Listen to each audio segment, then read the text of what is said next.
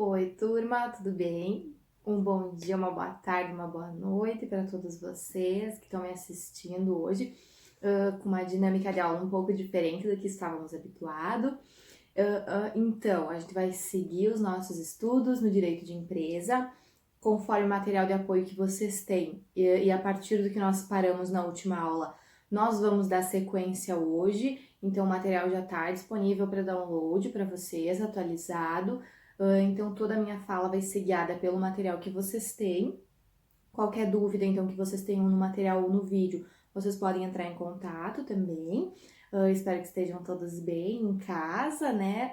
Estudando bastante, se cuidando. E agora, então, eu vou começar, como é de praxe, no início da nossa aula. Então, a gente vai fazer o nosso Vale a Pena Ver de novo para revisar aquilo que a gente assistiu na última aula.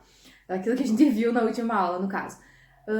Como vocês me respondem na aula, aqui vocês vão fazer a mesma coisa. Então, espero que em casa vocês estejam respondendo e conversando junto comigo. Vamos ver, então. Na aula passada, a gente estudou sobre a Eireli. O que é a Eireli, então? A Eireli, nós vimos que não é um empresário individual, então isso tem que ficar bem claro. A Eireli é uma empresa individual de responsabilidade limitada, ou seja, ela vai ter personalidade jurídica e a responsabilidade do sócio dela vai ser limitada ao patrimônio, né, ao capital social integralizado que ele já tem na sociedade. Da onde que saiu a Eireli? Ela tá lá no 980-A do Código Civil e foi incluída então pela Lei 12.441 lá de 2011. Então foi a inclusão do 980-A no nosso Código Civil. E como que se constitui o nome da Eireli? Nós sempre vamos usar o nome, né? Então a firma ou a denominação e acrescer no final o Eireli para que as pessoas saibam então que estão negociando com uma empresa individual de responsabilidade limitada. Também na última aula falávamos da capacidade para ser empresário. Então, quem tem capacidade para ser empresário? Vocês se lembram? Qual artigo do código que a gente encontra essa determinação? Lá no 972. Então, o que diz o 972? Diz que podem exercer a atividade de empresário os que estiverem em pleno gozo da capacidade civil e não forem legalmente impedidos. Então, nós temos que atentar para o quê? Para a capacidade civil da pessoa que quer exercer a atividade empresarial. E lembram que nós falávamos que existem um grupo de pessoas que nós precisamos ter cuidado? Quem são essas pessoas? O falido. Então, o falido a gente tem duas situações que precisamos cuidar: os agentes políticos, os servidores públicos, os estrangeiros e os incapazes. Vocês lembram que nós também temos aquela situação peculiar quanto aos incapazes, que está lá no 974 e 975 do Código Civil. Então, revejam também. E também a sociedade entre os cônjuges, que é permitido, mas nós temos que atentar para o que nos diz o 977 e o 978 do Código Civil. Então, na dúvida, vocês retomem esses artigos e qualquer coisa chamam lá no grupo se ficou alguma coisa em aberto. Quanto ao registro da empresa, falávamos da importância do registro. Por que o registro é importante?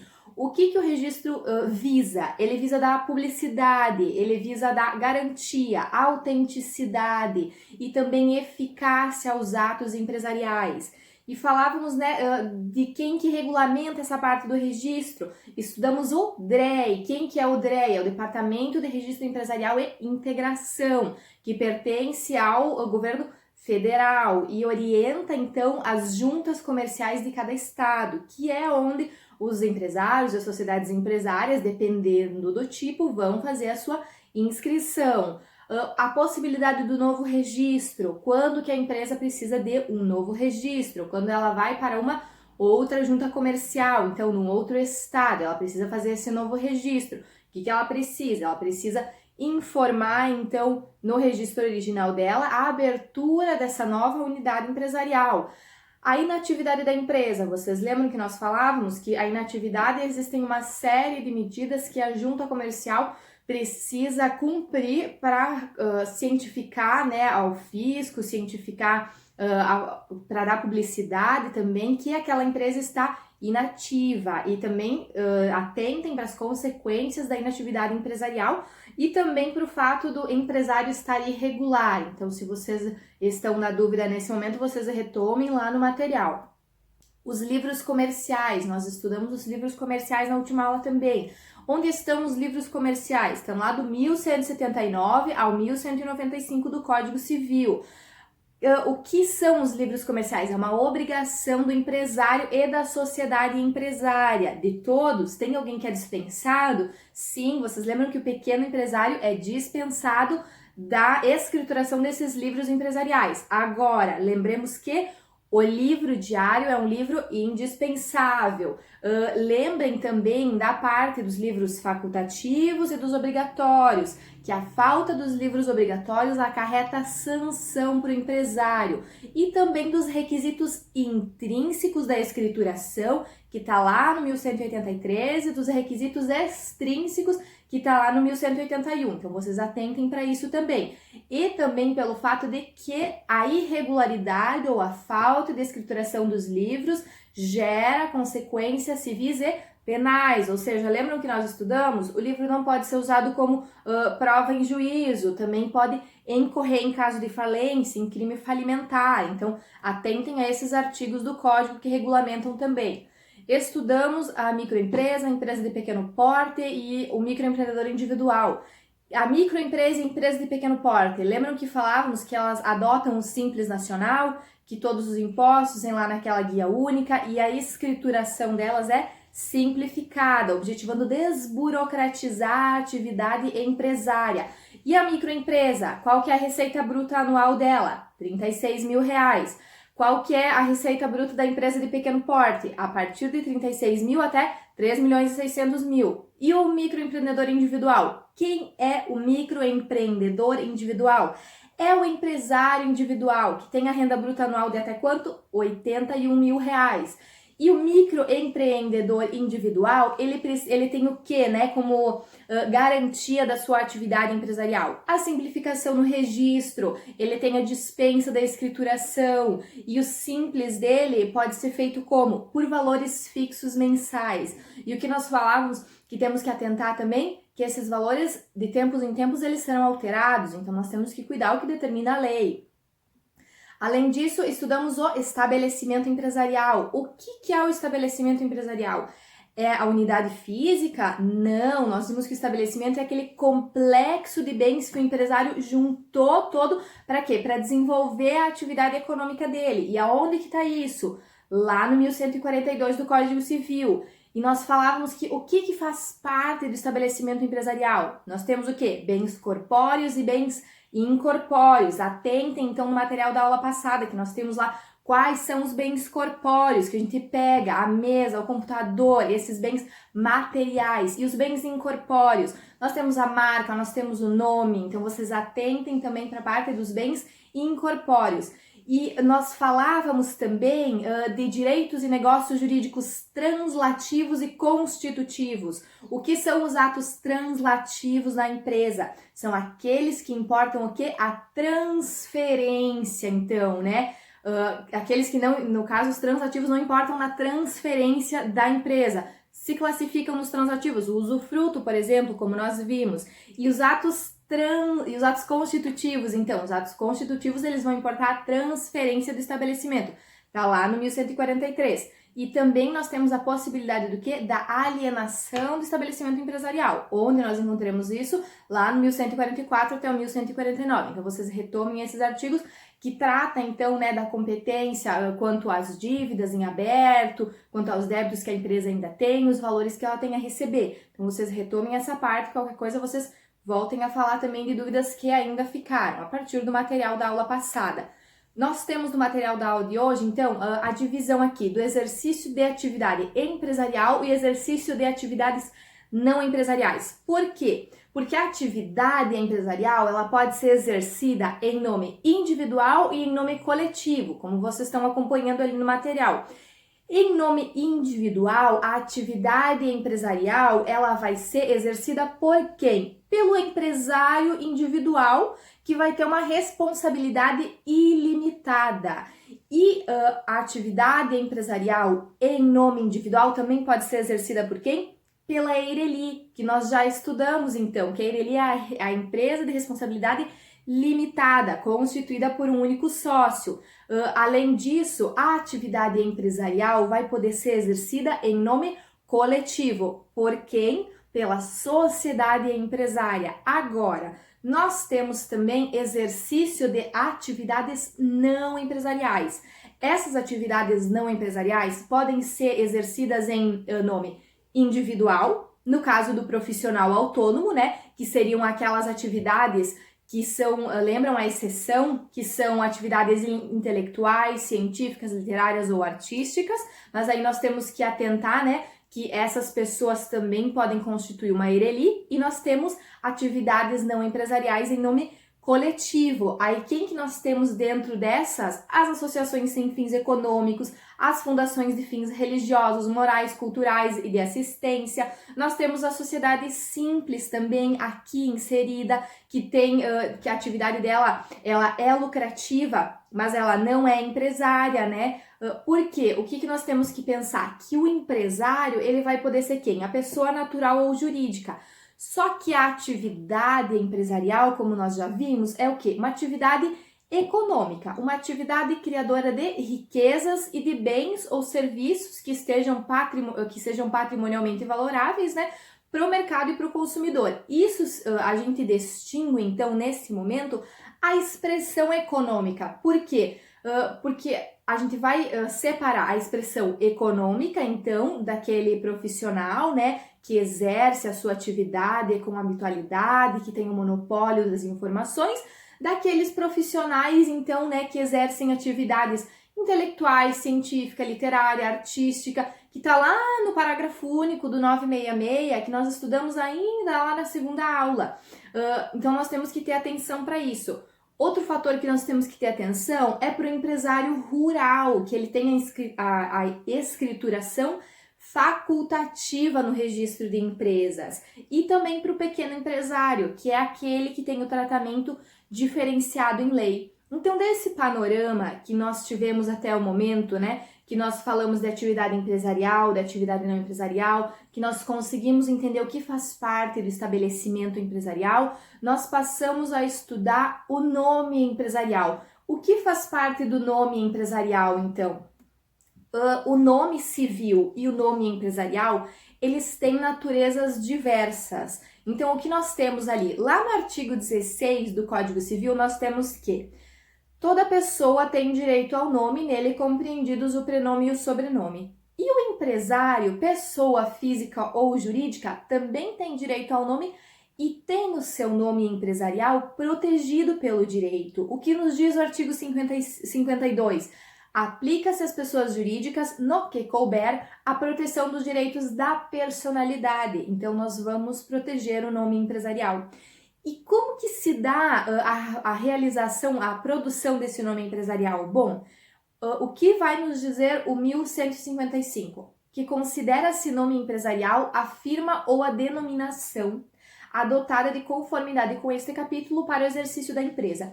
O que é firma, então, turma? É aquele composto dos nomes civis, né, dos sócios, diretores ou titulares, né, seja de maneira extensa ou de maneira abreviada.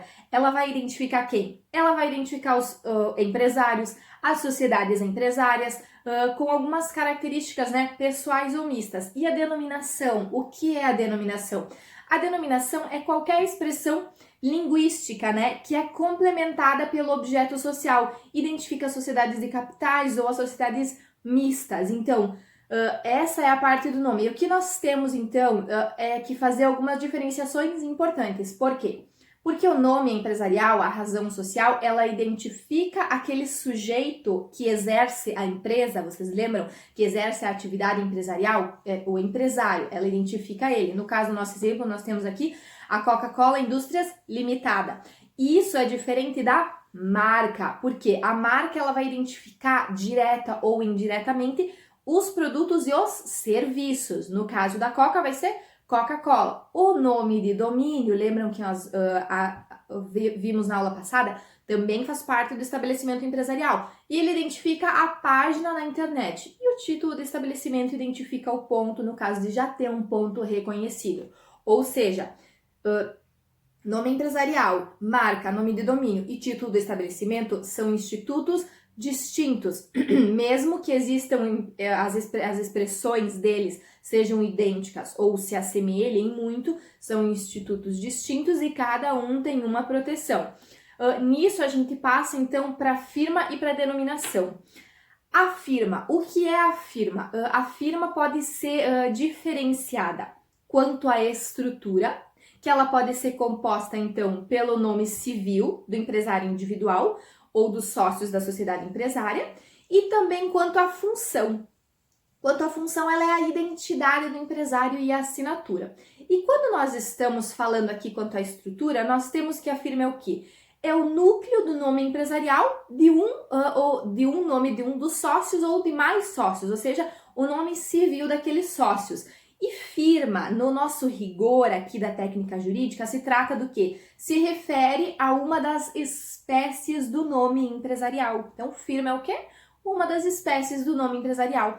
E a denominação? A denominação, nós também fazemos essa divisão, quanto à estrutura e quanto à função. No caso da denominação, quanto à estrutura, ela designa o quê? O objeto da empresa, ou seja, nós podemos adotar o nome civil ou qualquer outra expressão linguística. Aqui, então, entra o chamado nome fantasia, né? Então, nós temos como nome a Silvia Pereira Cosméticos Limitada, e depois, né, a gente vai ter a Alvorada Cosméticos Limitada, ou seja, um nome empresarial que foi baseado num elemento fantasia. E também quando nós estamos falando da denominação, nós podemos diferenciar ela quanto à função no quê? Como um elemento de identificação da sociedade empresarial. Nisso nós temos o quê? Firma individual, firma social e denominação. O que se trata a firma individual, então? É o nome que o empresário e a Eireli vão adotar. Ele é composto pelo quê? Pelo nome civil. Então, a firma individual é composta pelo nome civil do empresário individual ou do titular da empresa, né? E pode ser complementado, né? Ou seja, de maneira voluntária, ou seja, acrescido ou não, de uma outra designação precisa da pessoa, enfim, ou do gênero, da atividade que esse empresário está desenvolvendo. Quando a gente estiver tratando da Eireli, nós precisamos lembrar que é necessário incluir no final do nome da Eireli a expressão Eireli. E o que é a firma social? A firma social é o nome adotado pela sociedade empresária e vai ser composto do quê? Vai ser composto dos nomes civis ou de partes desses nomes, de algum ou de todos os sócios, de um dos sócios, né? Então é necessário incluir o quê?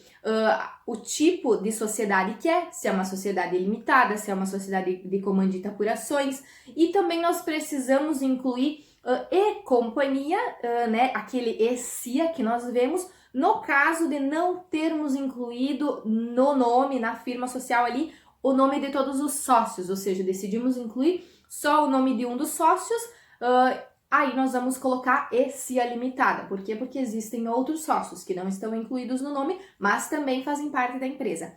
E a denominação é o nome adotado ou pela Eireli, né, ou pela sociedade empresária. E a denominação, então, ela é formada pelaquela expressão linguística que nós já sabemos, né, acrescido no caso da Eireli, da expressão Eireli. E quando se tratar de algum outro tipo de sociedade, do tipo societário que foi escolhido. Se estivermos falando de uma sociedade limitada, nós vamos identificar lá o LTDA de limitada, que se trata desse tipo societário, então.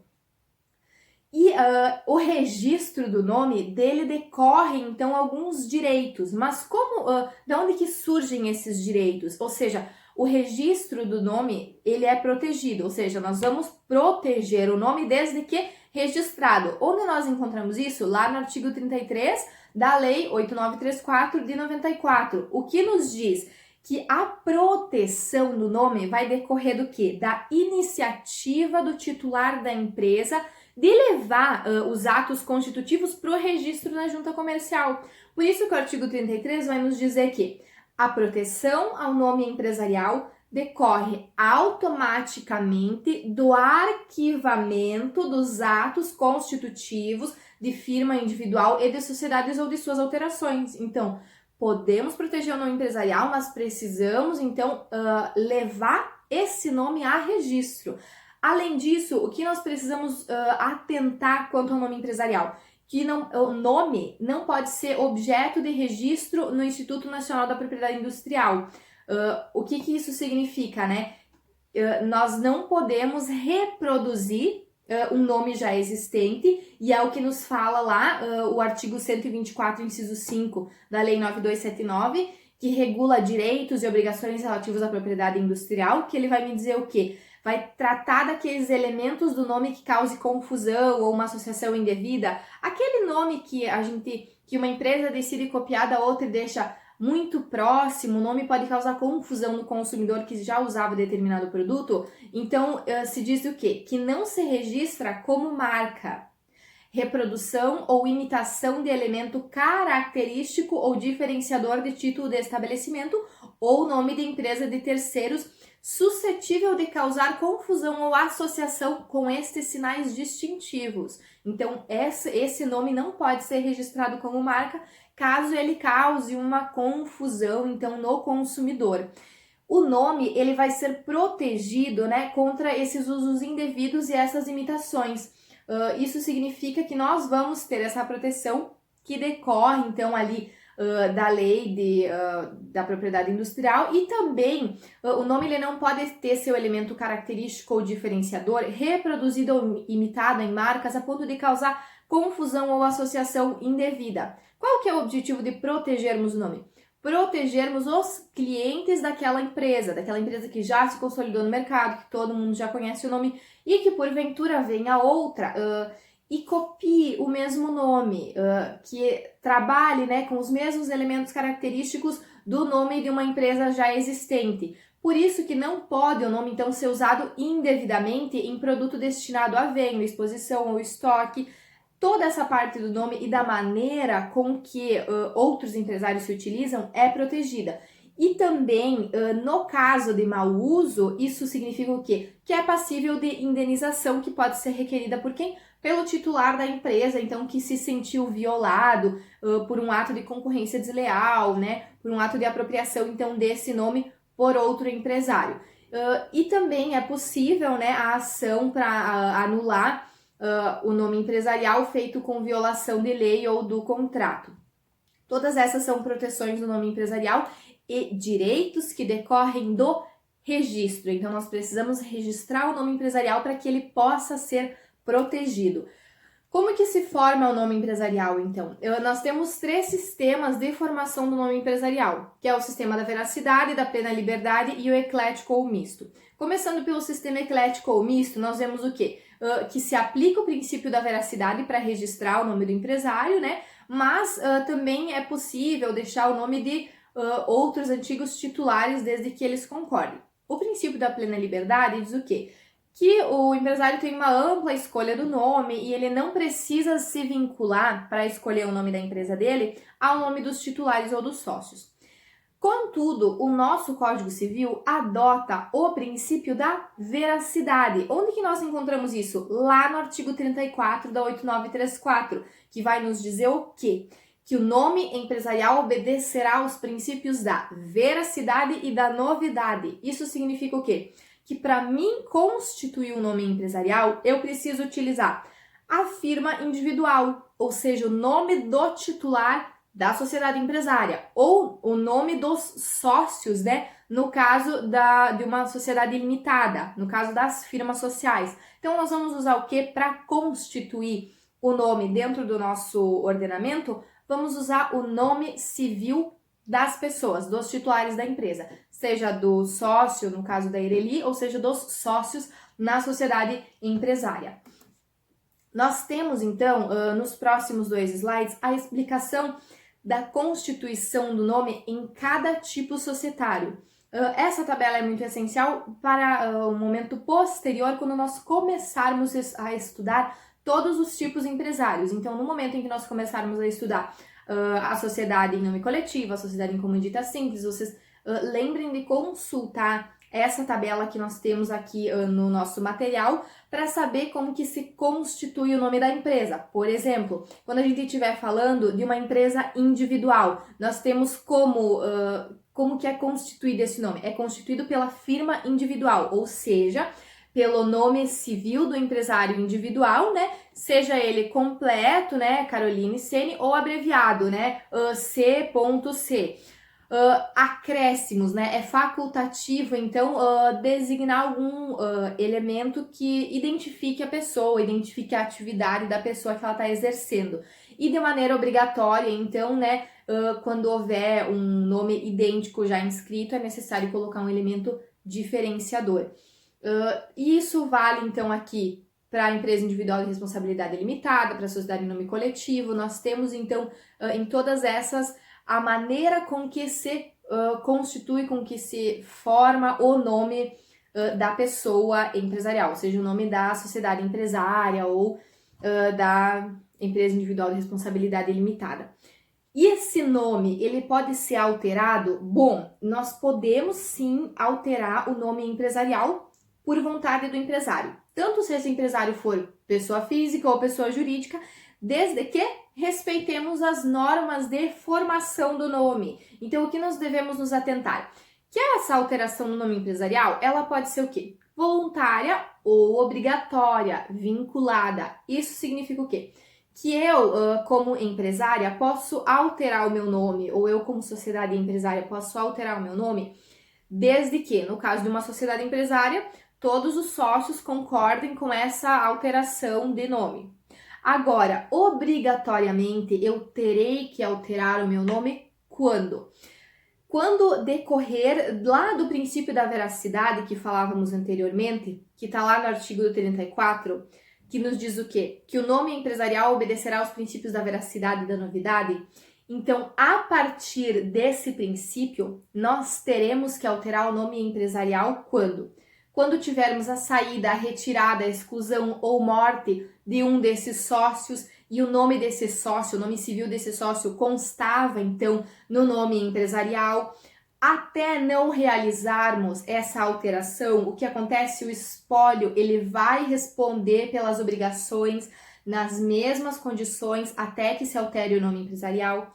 Quando que nós vamos precisar alterar o nome empresarial? Quando alterarmos a categoria do sócio quanto à responsabilidade dele. Então, tá lá no 1157 do Código Civil, mudou o tipo de responsabilidade do sócio, era uma responsabilidade ilimitada e passou a ser uma responsabilidade ilimitada desse sócio, então nós precisamos alterar o nome empresarial também para que as pessoas tenham conhecimento. E no caso da alienação do estabelecimento por ato entre vivos, então, né, por quê? Porque o nome empresarial não pode ser objeto de alienação. E quando, né, um adquirente de um estabelecimento comercial, nós vimos então lá no estabelecimento comercial que é possível fazer a alienação dele, quando esse novo adquirente comprar esse estabelecimento comercial por ato entre vivos, então é necessário, desde que o contrato ali permita que se use o nome de quem? Do vendedor, que se continue usando o mesmo nome, né? Desde que exista essa concordância. Então, isso está lá no 1164 do Código Civil. Essas alterações, essas 3 alterações que nós falamos agora, decorrem do princípio da veracidade. Mas existem mais 2 alterações que também são obrigatórias quando? No caso de transformação de uma empresa, ou seja, a minha empresa era de responsabilidade limitada e ela passou a ser uma sociedade anônima. Então, eu preciso observar a regra de formação do nome e comunicar a alteração do nome. Por quê? Porque nós alteramos o tipo societário, então nós precisamos levar isso a registro. E também quando ocorra uma lesão ao direito de um outro empresário. Aí nós precisamos mudar isso quando um outro empresário copia o nome de alguém e isso gera uma lesão, né, no empresário que já tinha, e essa alteração do nome, ela vai ser obrigatória, né, sob pena de alteração coercitiva, ou seja, eu que copiei o nome de outro empresário não quero mudar porque eu quero continuar com esse nome, então coercitivamente eu vou ter que mudar e também eu posso responder por perdas e danos. Então o empresário ele é obrigado a fazer essa alteração. Por isso que nós protegemos o nome empresarial. Por quê? Porque quando uma pessoa, né, um empresário, ele usa um nome empresarial de um empresário que já existia, isso pode levar à confusão de consumidores, à confusão de fornecedores. Ou seja, nós tínhamos um empresário já consolidado no mercado, que tinha um nome conhecido tanto pelos seus consumidores quanto pelos seus fornecedores, e vem outro empresário e se apropria, se utiliza do mesmo nome empresarial. Isso pode levar à confusão dos consumidores, ou seja, o crédito daquela empresa já consolidada pode ser parcialmente abalado, pode ser totalmente abalado, né? Os fornecedores podem confundir a empresa, né? E começar, então, a falar mal daquela empresa que já era consolidada por culpa do quê? De terceiros. Então, o titular de um nome empresarial tem direito à exclusividade de uso, ou seja, o titular daquela empresa já consolidada tem direito à exclusividade de uso daquele nome empresarial. E ele pode impedir, então, que um outro empresário venha se identificar com o mesmo nome ou com um nome semelhante, desde que possa, então, causar essa confusão, tanto nos consumidores quanto, então, nos fornecedores, enfim, nesse meio empresarial.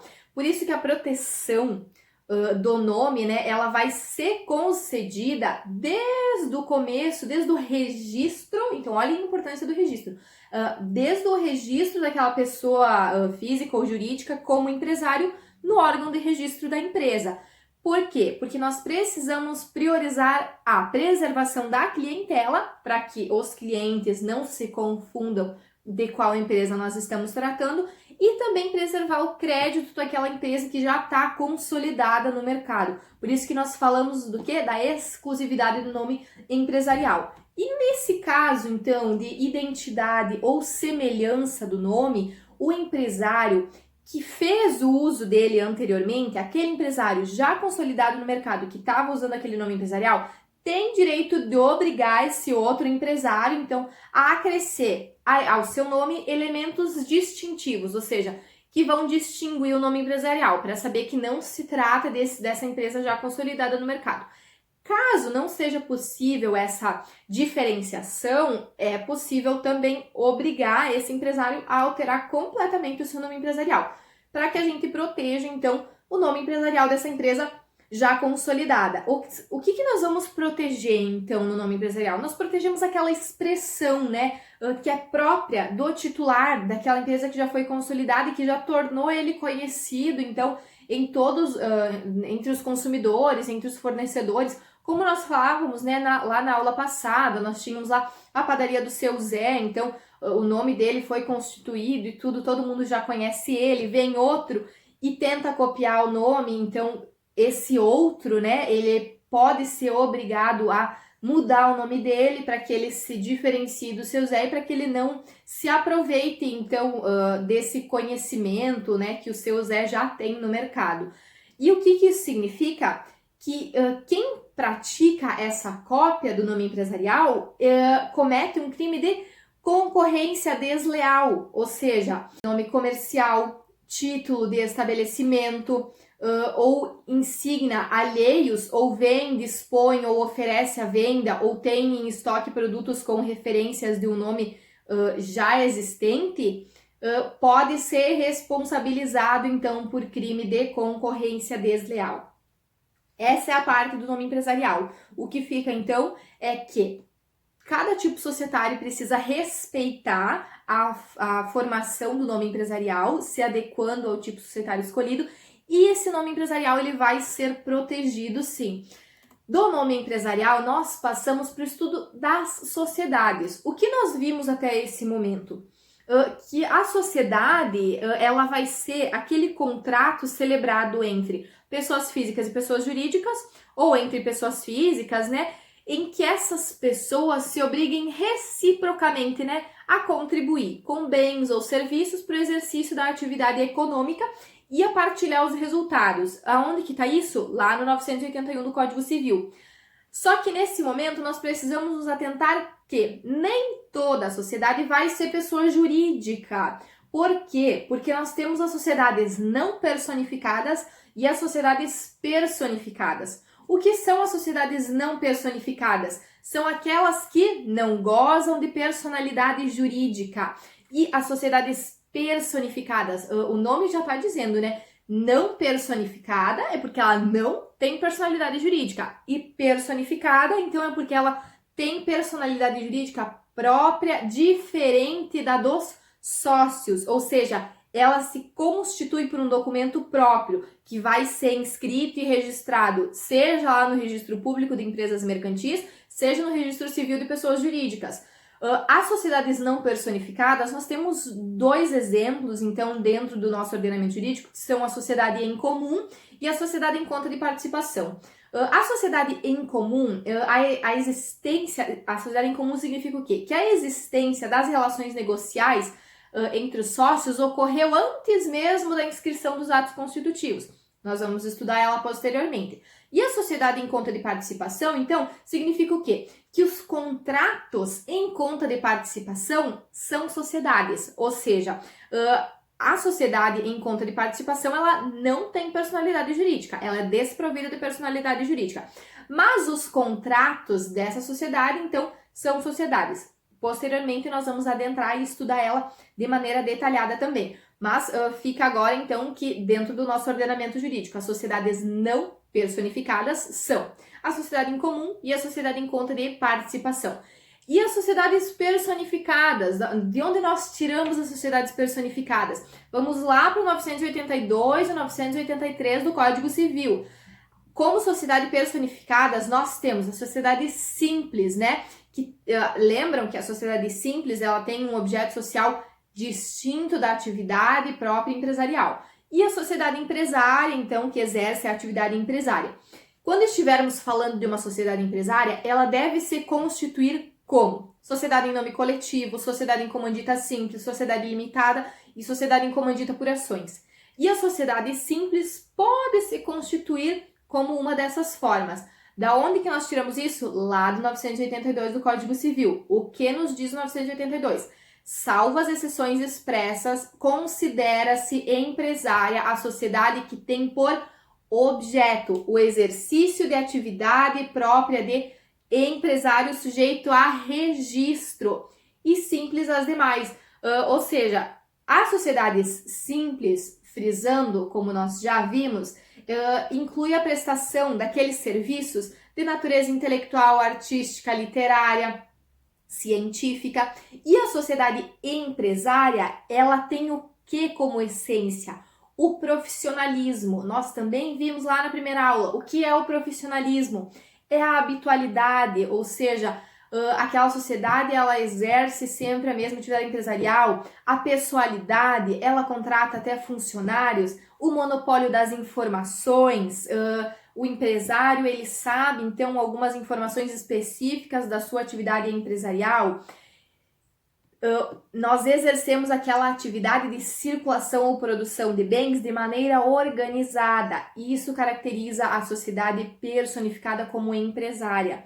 E aqui nós fazemos um asterisco e nos atentemos novamente ao empresário por equiparação. Quem que é o empresário por equiparação? O empresário rural, conforme o 984 do Código Civil, que decide levar a registro a sua atividade. Então, é uma possibilidade que é dada ao empresário rural. Se ele quiser registrar a sua atividade rural, ele será tratado como empresário rural. Do contrário, não. Por isso que nós dizemos empresário por equiparação.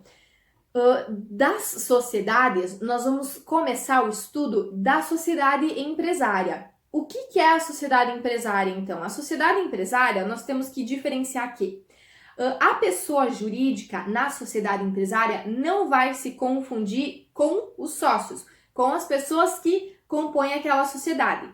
Nós temos, dentro do nosso ordenamento jurídico, as pessoas jurídicas de direito público e as pessoas jurídicas de direito privado. Quando estivermos falando das pessoas jurídicas de direito privado, nós temos o quê? Que elas são tratadas de maneira igual, então as relações das pessoas jurídicas de direito privado, ou seja, de direito personalizado, entre si, elas ocorrem em pé de igualdade. Diferente, né, lá que a gente sabe do que ocorre nas relações jurídicas com as pessoas de direito público. Quando estivermos falando aqui de pessoas jurídicas de direito privado, nós temos a possibilidade de trabalhar com as sociedades simples ou empresárias, que o que vai diferenciar elas é o objeto social, e a pessoa jurídica de direito privado, ela explora, então, empresarialmente o seu objeto social. O que é esse empresarialmente? Com caráter empresarial, que é aquele conceito do empresário, que é a organização dos bens, organização e circulação dos bens, a profissionalidade, a habitualidade, o monopólio das informações. E o que nos vai dizer, então, o 983? Que a sociedade empresária precisa se constituir segundo um dos tipos regulados, então, lá no Código Civil. E quais são esses tipos? A em nome coletivo, comandita simples, limitada ou comandita por ações. Todas essas, então, posteriormente, nós estudaremos de maneira aprofundada cada uma delas. Mas fica da sociedade empresária, então, que ela pode ser constituída numa dessas modalidades. Então, como que ocorre a personalização da sociedade empresária? Por que personalização? Porque a pessoa jurídica não se confunde com a pessoa dos sócios. Isso significa o quê? Que a sociedade empresária tem personalidade jurídica distinta da dos seus sócios. O sujeito de direito personalizado, ele pode praticar qualquer ato em nome próprio, qualquer negócio jurídico, qualquer relação negocial em nome próprio. Por isso que nós falamos de personalização. Por quê? Porque ele tem titularidade negocial, ele atua como sujeito de direito autônomo. Quem que contrata na sociedade empresária? A pessoa jurídica. A empresa, a padaria lá do seu Zé, quem compra os insumos para ele fabricar o pão é a pessoa jurídica, a sociedade empresária, não o seu Zé como pessoa física.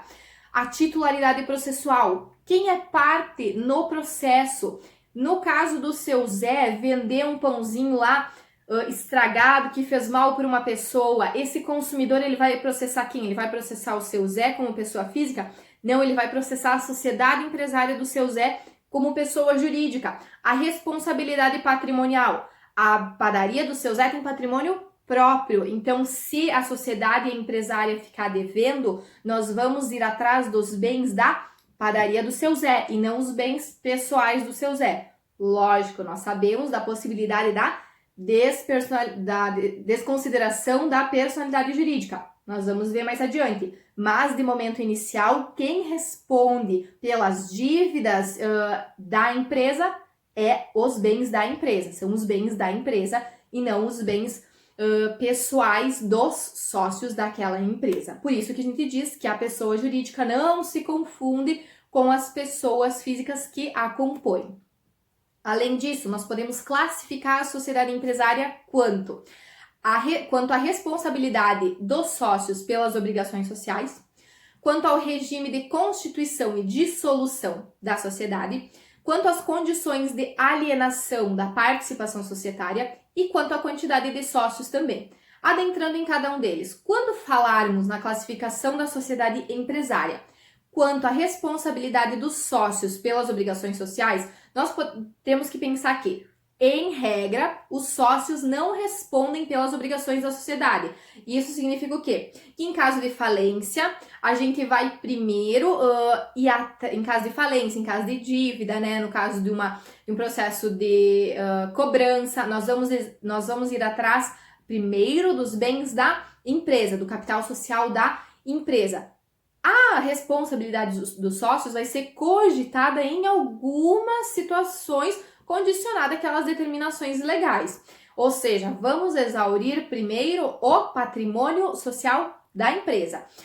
O sócio, quando ele entra numa sociedade, ele contribui então com o capital social. Então, o que significa a responsabilidade? É o respeito ao princípio da autonomia patrimonial. Ou seja, a responsabilidade dos sócios, ela é o quê? Subsidiária. Primeiro os bens da empresa, depois os bens dos sócios. Os sócios, eles vão ser solidariamente responsáveis nas relações entre si em alguns modelos societários. O que nós temos, então? Nós temos a sociedade ilimitada, né? A sociedade ilimitada significa o quê? Que o sócio, o empresário, ele vai responder com seus bens próprios. A sociedade mista. Uma parte dos sócios na sociedade mista vai ter responsabilidade ilimitada e outro limitada. Um exemplo é a sociedade de comandita simples e comandita por ações. e a sociedade limitada, que significa o quê? Que quem responde pelos débitos e pelas dívidas da empresa é a empresa mesmo. Posteriormente, nós vamos ver, então, estudando cada tipo societário, como que funciona em cada um deles. Mas também, quando a gente fala de classificação da sociedade empresária, precisamos pensar no quê? Quanto ao regime de constituição e dissolução. Nesse momento, então, nós temos que algumas sociedades vão obedecer à forma de constituição e dissolução do Código Civil e outras vão obedecer a algumas leis próprias. Quando estivermos falando das sociedades contratuais, já nos atentemos. Contratuais significa o quê? Que o ato constitutivo daquela sociedade é o contrato social. Então, na dissolução daquela sociedade, é necessário que todos os sócios, inclusive os minoritários, concordem com a dissolução da sociedade. Existem algumas causas específicas de dissolução e constituição que vão ser regidas pelo Código Civil. E esses tipos societários, como a sociedade em nome coletivo, como em dita simples a limitada, vão respeitar as determinações do Código Civil. E depois nós temos as sociedades institucionais. Pensemos, então, o que regula as sociedades institucionais? O Estatuto Social.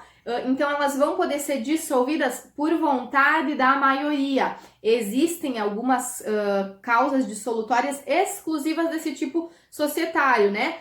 Ou seja, a sociedade anônima é um desses exemplos. Depois, quando estudarmos cada um dos tipos societários, vamos ver como se constitui, qual é a responsabilidade dos sócios, como se dissolve. Mas, quanto ao regime de constituição e dissolução, precisamos saber que temos as sociedades contratuais e as sociedades institucionais. Quanto às condições de alienação da participação societária, isso significa o quê? Que em determinados tipos societários, alguns atributos dos sócios interferem, então, na maneira com que essa sociedade é constituída. Por quê? Em alguns tipos societários, os sócios têm direito de impedir ou não a entrada de novos sócios, né? Ou seja, se considera aquele perfil personalístico. Por isso que nós temos as chamadas sociedades de pessoas e sociedades de capital. Quando estivermos falando de sociedades institucionais, sempre vai ser uma sociedade de capital. E quando estivermos falando de sociedades contratuais, ela pode ser de pessoa ou de capital. O que é a sociedade de pessoa? Ela é pautada na confiança mútua que os sócios têm entre si. Ou seja, na intenção conjunta que aqueles sócios direcionaram, então, para o desenvolvimento da atividade empresarial. É aquela chamada affectio societatis, né? Ou seja, nós consideramos as qualidades pessoais de cada sócio para que ele entre ou não na sociedade. Diferente da sociedade de capital, que vige o princípio de livre circulabilidade, ou seja, pode entrar na sociedade desde que integralize, né, a sua cota, enfim, a cota social, a pessoa está livre para entrar na sociedade. Nós não nos preocupamos, então, com essa parte ali, né, do affectio societatis e do intuito persona, ou seja, com as características pessoais de cada sócio. Também, quanto à quantidade de sócios, nós temos sociedades que podem ser pluripessoais e unipessoais. Muito simples também. Por quê? Porque sociedades pluripessoais nós temos 2 ou mais sócios. E as unipessoais, então, são aquelas sociedades que têm só um sócio. Quem nós temos nessa sociedade? A Eireli, que nós sabemos que é a sociedade, a empresa individual de responsabilidade limitada com um único sócio. E também nós temos a subsidiária integral, que é um tipo anônimo de sociedade que é constituído por escritura pública e só pode ser constituído por uma sociedade brasileira. Nesse caso, então, da subsidiária integral, a pessoa física e a sociedade estrangeira não podem constituir uma subsidiária integral. Além disso, nós temos a sociedade irregular. Lembrem que nós estudamos quando o empresário está irregular, mas nós também temos a possibilidade de uma sociedade estar irregular. O que nós vimos? Que o ato constitutivo de uma sociedade é o contrato social ou o estatuto. Isso significa o quê? Que a sociedade empresária, ela precisa ser registrada lá na junta comercial, ou seja, o seu ato constitutivo vai ser objeto de registro. Lembrem que esse registro tem que ser feito de maneira anterior ao início das atividades empresariais. Esse registro significa o quê? Que vai se dado publicidade, vai se dado formalidade para a sociedade empresária. Agora, a sociedade sem registro vai ser chamada de sociedade irregular, sociedade de fato, ou seja, os sócios vão responder ilimitadamente pelas obrigações. Eles não poderão pedir falência, não poderão pedir recuperação judicial, os livros não vão ter eficácia probatória. As sociedades irregulares dentro do nosso ordenamento jurídico são chamadas de sociedade em comum. Aquela sociedade que nós vamos estudar depois, aquela sociedade não personificada, ou seja, os sócios nesse tipo societário vão responder de maneira ilimitada. Enquanto os atos constitutivos não estiverem inscritos, vai ser rubricado lá no finalzinho sociedade em comum, ou seja, os sócios ilimitadamente estão respondendo pelas obrigações contraídas. Essa expressão significa o quê? Que se trata de uma sociedade cujos atos não foram ainda inscritos em um dos órgãos de registro público, seja na junta comercial, seja no cartório de registro civil de pessoas jurídicas. É aquela sociedade que não está ainda registrada. Similar ao que nós vimos, então, lá no empresário irregular. E isso implica, então, em consequências civis e em consequências penais também, como nós já vimos. E dentro de tudo isso, quando estivermos falando das sociedades empresárias, temos o quê? A possibilidade de desconsideração da pessoa jurídica. Essa é a teoria do superamento da pessoa jurídica, ou seja, quando a responsabilidade da empresa atinge os sócios. Por que isso acontece? Porque muitas vezes os sócios vão se aproveitar da pessoa jurídica para fazer determinados atos e abusos que vão prejudicar terceiros. Então, esses sócios, comprovadamente feito esse abuso, serão responsabilizados para que eles assumam essas obrigações com o seu patrimônio. Ou seja, nós temos ali a teoria do superamento da personalidade jurídica, que também aqui é chamada de teoria da desconsideração da personalidade jurídica. Ou seja, não é algo que se decide de maneira simples. Significa o quê? Que o Poder Judiciário vai analisar o caso concreto, ele vai ignorar aquela autonomia patrimonial da pessoa jurídica quando essa pessoa jurídica for utilizada para realizar fraude, para prejudicar credores, para cometer danos. Para isso, o que é necessário? É necessário respeitar as previsões legais. Aonde que nós temos? O Código de Defesa do Consumidor, lá no artigo 28, nos traz essa hipótese. O Código Civil, no artigo 50, também nos traz. A Lei Antitruste, no artigo 34. A Lei 9.605, no artigo 4º. Basta a insolvência da pessoa jurídica? Não. É necessária a comprovação de atos fraudulentos. É necessária a fraude na utilização desse patrimônio da empresa, ou seja, a fraude na separação patrimonial. Aí nós vamos lá para o artigo 28 do Código de Defesa do Consumidor e nós vemos que ele nos diz o quê?